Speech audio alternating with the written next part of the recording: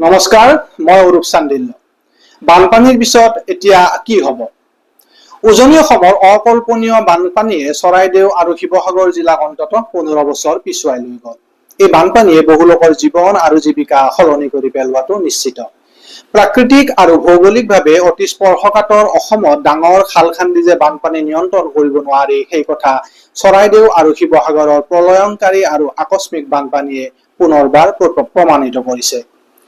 এনেকুৱা ধৰণৰ আকস্মিক বানপানী বাদেই বছৰত কেইবাবাৰো অহা নিয়মীয়া বানপানীও যে খাল খান্দি নিয়ন্ত্ৰণ কৰাটো অসম্ভৱ, সেই কথাও ন দি ক'ব পাৰি। অপৰিকল্পিত উন্নয়ন, বৃহৎ নদী বান্ধ, পাহাৰ ধ্বংস, জলাশয় আৰু দ অঞ্চল পুতি পেলোৱা, অবৈধ নদী খনন, শিল খননকে ধৰি মানুহৰ লোভ মুনাফাৰ বাবে অব্যাহত থকা বিভিন্ন ধ্বংসকামী কাম কাজৰ ফলত অসমৰ যিকোনো প্ৰান্ততে এনেকুৱা ধৰণৰ অভাৱনীয় দুৰ্যোগ পুনৰ সৃষ্টি হ'ব পাৰে।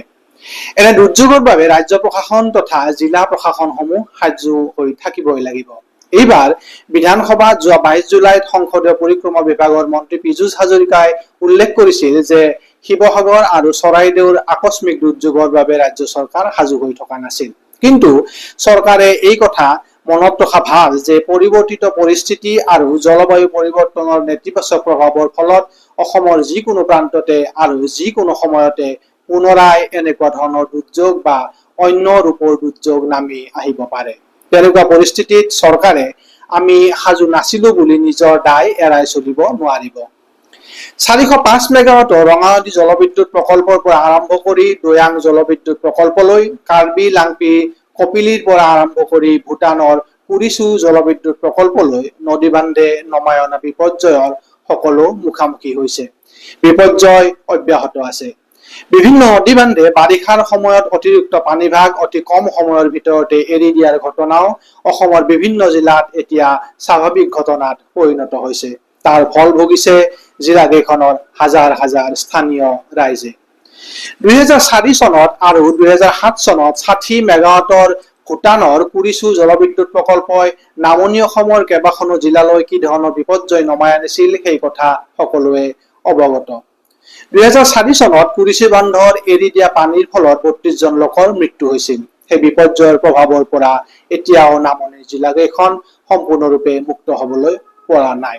2004 চনৰ অক্টোবৰত মেঘালয়ৰ গাৰো পাহাৰ জিলাত হোৱা ডাৱৰ বিস্ফোৰণৰ ফলত নামি অহা পানীয়ে গোৱালপাৰা জিলাৰ বলবলাত অকল্পনীয় বানপানীৰ সৃষ্টি কৰিছিল আৰু নিশাটোৰ ভিতৰতে 180 জন লোকৰ মৃত্যু হৈছিল। হাজাৰ হাজাৰ বিঘা মাটিত বালি পৰিছিল। অসম বানপ্ৰৱণ আৰু ভূমিস্খলন প্ৰৱণ অঞ্চল হিচাপে পৰিচিত। বিগত 10 বছৰত অসমৰ প্ৰাকৃতিক দুৰ্যোগে ভয়াৱহ ৰূপ ধাৰণ কৰিছে। চৰকাৰী তথ্য অনুসৰি 2016 চনৰ পৰা 2026 চন পৰ্যন্ত অসমত বানপানীৰ মৃত্যু হৈছে 9 শতাধিক জন লোকৰ। ভূমিস্খলনত মৃত্যু হোৱা লোকৰ সংখ্যা বিগত 10 বছৰত 93 জন, ধুমুহাত মৃত্যু হৈছে 175 জন, বজ্ৰপাতত মৃত্যু হৈছে 372 জন লোকৰ। এই সময়ছোৱাত বানপানীত ক্ষতিগ্ৰস্ত কৃষিভূমিৰ পৰিমাণ হ'ল 56.57 লাখ বিঘা। যোৱা 22 জুলাইত অসম বিধানসভাত জলসম্পদ মন্ত্ৰী সুশান্ত বৰগোহাঁইয়ে এক প্ৰশ্নৰ উত্তৰত উল্লেখ কৰিছে যে বিগত 3 বছৰত অসমত জলসম্পদ বিভাগৰ নামত 4,285 কোটি টকা ব্যয় কৰা হৈছিল। কিন্তু 3,000 কিলোমিটাৰ মথাউৰি অসমত এতিয়াও দুৰ্বল হৈয়ে আছে। বিষয়টো উদ্বেগজনক। কিয়নো অসমত থকা মুঠ মথাউৰিৰ দৈৰ্ঘ্য হ'ল 4,800 কিলোমিটাৰ। তাৰ ভিতৰত বৰ্তমান 1,800 কিলোমিটাৰ মথাউৰি ওখ আৰু সবলীকৰণ কৰা হৈছে। বাকী থকা 3,000 কিলোমিটাৰ মথাউৰিৰ বহন ক্ষমতা বা বান প্ৰতিৰোধ ক্ষমতা কমি গৈছে বুলি ক'ব পাৰি। 1954 চনতে অসমত মথাউৰি নিৰ্মাণৰ কাম আৰম্ভ হৈছিল। শেহতীয়া বিভিন্ন ধৰণৰ বৈজ্ঞানিক পৰীক্ষা নিৰীক্ষাই দেখুৱাইছে যে বানপানী নিয়ন্ত্ৰণৰ বাবে মথাউৰি একমাত্ৰ বৈজ্ঞানিক পদ্ধতি নহয়। সেয়েহে বিষয়টো ৰাজ্য চৰকাৰে গুৰুত্ব সহকাৰে লৈ সেইমতে আগবাঢ়িব লাগে। আনহাতে খহনীয়াত স্বাধীনতাৰ পিছৰ পৰা এই পৰ্যন্ত 4,000খন গাঁও নদীৰ বুকুত জাহ গৈছে। বান বিধ্বস্ত চৰাইদেউ আৰু শিৱসাগৰ জিলাৰ বিভিন্ন লোকক বিভিন্ন অনুষ্ঠান প্ৰতিষ্ঠান আৰু ব্যক্তিগতভাৱে বিভিন্ন লোকে সহায় সহযোগিতা আগবঢ়াইছে। চৰকাৰী সাহায্যও অব্যাহত আছে। আহক আমি বানত দুৰ্গত লোকসকলৰ কাষত থিয় দিওঁ, সাধ্য অনুসৰি সহায়ৰ হাত আগবঢ়াওঁ। পানী এতিয়া লাহে লাহে শুকাবলৈ ধৰিছে। পানী শুকোৱাৰ পিছত এতিয়া অন্য বিভিন্ন ধৰণৰ সমস্যাৰ উদ্ভৱ হ'ব। বানপানী শুকোৱাৰ পাছত যাতে জিলা দুখনত কোনো ৰোগে মহামাৰীৰ ৰূপ ধাৰণ নকৰে তাৰ প্ৰতি চৰকাৰ আৰু জিলা প্ৰশাসন সচেষ্ট হ'ব লাগিব। পানী এতিয়াও সম্পূৰ্ণ শুকোৱা নাই। ঘৰৰ ভিতৰে বাহিৰে তথা পথাৰত আঁঠু পৰ্যন্ত বোকা, পলস আৰু বালিৰ তৰপ। এই পৰিস্থিতি স্বাভাৱিক হোৱালৈ যথেষ্ট সময়ৰ প্ৰয়োজন হ'ব। সম্ভৱতঃ জিলা দুখনৰ ক্ষতিগ্ৰস্ত কৃষিজীৱী ৰাইজে এইবাৰ শালি ধানৰ খেতি আৰম্ভ কৰিব নোৱাৰিব, কাৰণ তেতিয়ালৈকে শালিৰ বতৰ শেষ হ'বৰে হ'ব।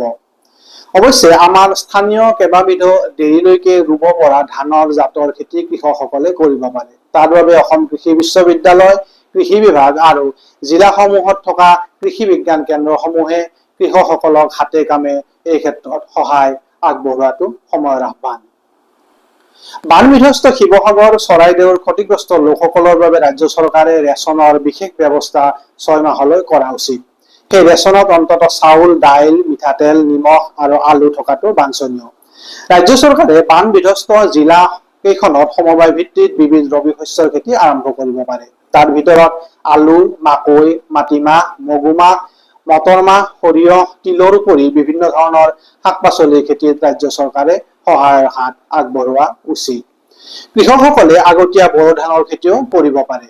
পলস আৰু বোকাই পুতি পেলোৱা অঞ্চলত তৰমুজ, ৰঙালাও, বাদাম আদিৰ খেতি কৰিব পৰা যায়। কম সময়তে উপাৰ্জন কৰিব পৰা আদা, হালধিৰ খেতি, নাৰ্জী আৰু ৰজনীগন্ধাৰ দৰে ফুলৰ খেতি, হাইব্ৰিড অমিতাৰ খেতিত কৃষি বিভাগে গুৰুত্ব দিয়া উচিত। ইচ্ছুক লোকসকলক মাছৰুমৰ খেতিৰ বাবেও সহায়ৰ হাত চৰকাৰে আগবঢ়োৱা উচিত। কম সময়ৰ ভিতৰতে হাতলৈ ধন আহিব পৰা হাঁহ-কুকুৰা পালন, ছাগলী, গাহৰি পালনত ৰাজ্য চৰকাৰে গুৰুত্ব দিয়া উচিত। আনহাতে বিভিন্ন ধৰণৰ খাদ্য সংসাধনৰ ব্যৱস্থা যেনে জাম, জেলি, আচাৰ আদি প্ৰস্তুতকৰণৰ কামত জড়িত কৰাব পাৰে ইচ্ছুক লোকসকলক। সমবায় ভিত্তিত কেনেকুৱা ধৰণৰ কুটিৰ উদ্যোগে বান বিধ্বস্ত ৰাইজক সোনকালে উপকৃত কৰিব পাৰিব সেই কথাও চৰকাৰে অধ্যয়ন কৰি সেইমতে সোনকালে কামত আগবঢ়া উচিত। সৰু সৰু ধান বনা কল, সৰিয়হ পেৰা ঘানি, পিঠাগুৰি, হালধি আদি গুৰি কৰিব পৰা মেচিন আদিৰ ব্যৱস্থা কৰা উচিত তথা উৎপাদিত সামগ্ৰী সঠিকভাৱে বিক্ৰী কৰাত চৰকাৰে দুৰ্গত ৰাইজক সহায় কৰা উচিত। বিভিন্ন ধৰণৰ ব্যৱসায়িক প্ৰতিষ্ঠান আৰম্ভ কৰি পৰিয়াল পোহপাল দিয়া লোকসকলক তেওঁলোকৰ ব্যৱসায় পুনৰাই আৰম্ভ কৰাৰ বাবেও এককালীন সাহায্য প্ৰদানৰ ব্যৱস্থা কৰা উচিত চৰকাৰে। এই কাম খৰতকীয়াকৈ কৰিলেহে ৰাইজে সকাহ পাব। অন্যথা এই দুখন জিলাৰ পৰাও বহিঃৰাজ্যলৈ কোম্পানীত কাম বিচাৰি যোৱা লোকৰ সংখ্যা বহু পৰিমাণে বৃদ্ধি হ'ব। নমস্কাৰ।